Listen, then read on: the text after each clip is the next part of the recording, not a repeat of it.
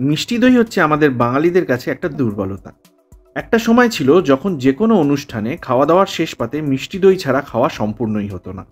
আজকে একেবারে ক্লাসিক মিষ্টি দই নয়, ওরই একটা ইভলভড সংস্করণ আপনাদের সাথে শেয়ার করতে চলেছি।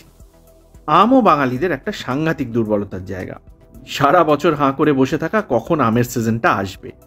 চলুন আম আর দইয়ের যুগলবন্দিতে আজ দেখে নেওয়া যাক দুর্দান্ত স্বাদের একটা ডেজার্ট, ম্যাঙ্গো ভাপা দই বা আমের ভাপা দই। ২-৩টে উপকরণ হাতের কাছে জাস্ট থাকলেই ভীষণ তাড়াতাড়ি কিন্তু হয়ে যায়। চলুন শুরু করা যাক তাহলে। এখানে প্রথমেই লাগবে ১ কেজি টক দই। আপনারা চাইলে কম বা বেশি নিজেদের ইচ্ছা মতো করতেই পারেন, বাকি উপাদানগুলো সেই অনুযায়ী বাড়িয়ে বা কমিয়ে নেবেন। প্রথমেই দইটা আমাদের সম্পূর্ণ জল ঝরিয়ে নিতে হবে। একটা স্ট্রেনারের মধ্যে একটা পাতলা সুতির কাপড় দিয়ে তার মধ্যে সম্পূর্ণ দইটা নিয়ে নিচ্ছি। আর কাপড়টা মুড়ে ওপর থেকে একটা ভারী কিছু চাপা দিয়ে আমাদের এটাকে ২ থেকে ৪ ঘন্টা ছেড়ে দিতে হবে।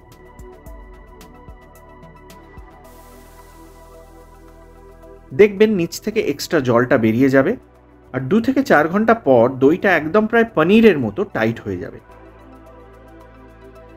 এবার বেশ বড় একটা আমের পুরো ফ্লেশটা আমাদের বের করে নিতে হবে।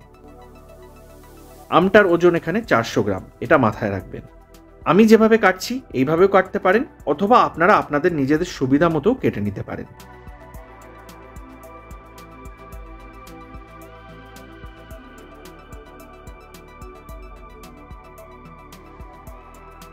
আমটা যেন ভালো মতো পাকা আর মিষ্টি হয় সেটা একটু খেয়াল রাখবেন।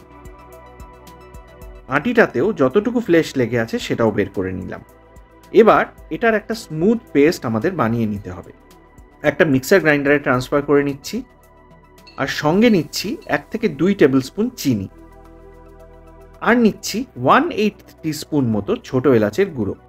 আচ্ছা, চিনির পরিমাণটা বলে রাখি, আমটা কতটা মিষ্টি আর আপনি দইটা কতটা মিষ্টি খেতে চাইছেন তার উপর কিন্তু এটা নির্ভর করবে। একটু নিজেরা কমিয়ে বাড়িয়ে নেবেন এটা।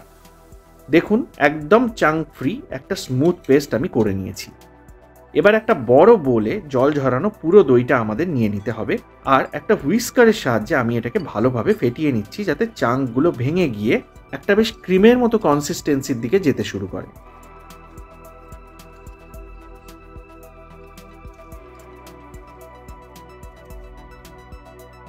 এবার আমি আমের পুরো পাল্পটাও এর মধ্যে নিয়ে নেব। এবার এটাকেও একদম ফেটিয়ে মেশাতে থাকতে হবে দইটার সাথে।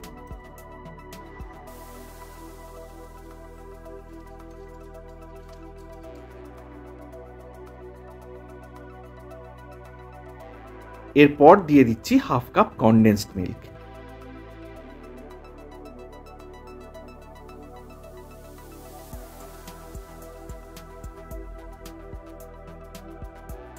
এবার আর কিছুই না, কন্টিনিউয়াসলি ফেটিয়ে এটাকে মেশাতে থাকতে হবে ততক্ষণ যতক্ষণ না একদম লাম্প ফ্রি হয়ে যায় আর একদম হোমোজিনিয়াস ক্রিমের মতো একটা কনসিস্টেন্সি চলে আসে। দেখুন কনসিস্টেন্সিটা চলে এসেছে।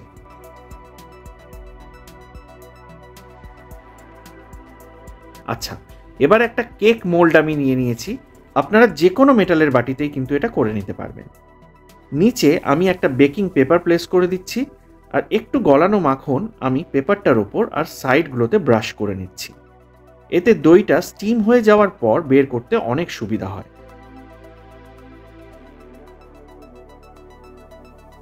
এবার ফ্যাটানো আম আর দইয়ের মিক্সচারটা আমি এর মধ্যে নিয়ে নেব।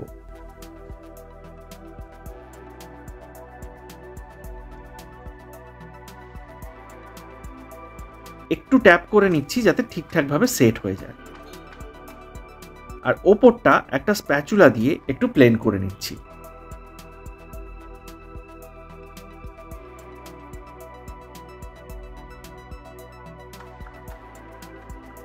এরপর একটা অ্যালুমিনিয়াম ফয়েল দিয়ে আমাদের ওপরটা ভালোভাবে ঢেকে নিতে হবে।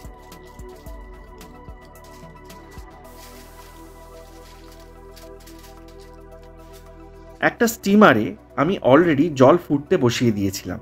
জলটা অলরেডি ফুটতে শুরু করেছে। এবার একটা স্ট্যান্ড আমি বসিয়ে নিচ্ছি যার ভেতর দিয়ে স্টিমটা সহজেই ওপরে চলে আসতে পারবে। এরপর এটার ওপর আমি পাত্রটা বসিয়ে দিচ্ছি।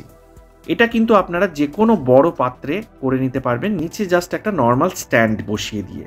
আর এটাকে আমাদের একদম ঢাকা দিয়ে ২০ থেকে ২৫ মিনিটের জন্য স্টিম হতে দিতে হবে। ফ্লেমটা এই সময় একদম লোতেই রাখবেন। ২০ থেকে ২৫ মিনিট স্টিম হওয়ার পর আমাদের ম্যাঙ্গো ভাপা দই কিন্তু একদম রেডি। সাবধানে এবার এটাকে তুলে ঠান্ডা করে নিয়ে আমি ফয়েলটা খুলছি।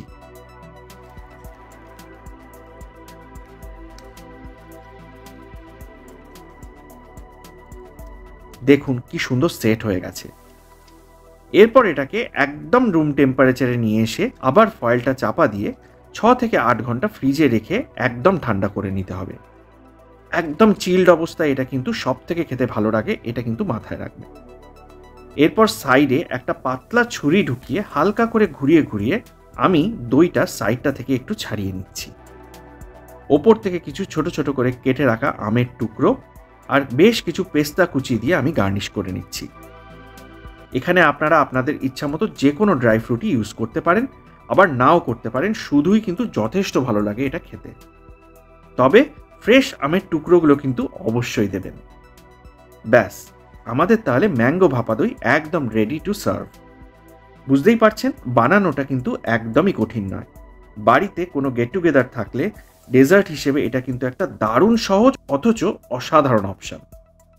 চলুন তাহলে ফটাফট একদিন বানিয়ে ফেলুন। না বানিয়ে খাওয়া অবধি কিন্তু একদমই বুঝতে পারবেন না এটা কি লেভেলের হয়। কমেন্টসে অবশ্যই শেয়ার করবেন রেসিপিটা কেমন লাগলো। আজ এই পর্যন্তই। নেক্সট তাহলে আবার আসছি নতুন দারুণ আর একটা কোনো রেসিপির সাথে।